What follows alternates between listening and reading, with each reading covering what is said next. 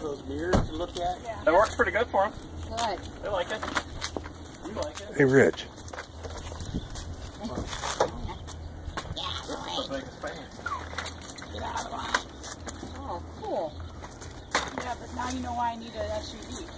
Because if I ever take the twins anywhere, I can't, that won't fit in my car. You tell them that you're taking on the one from here.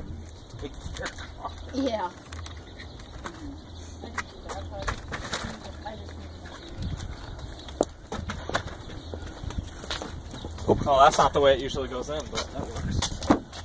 The wheels usually go the other way.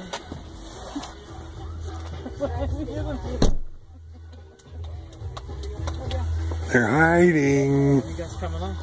I don't know.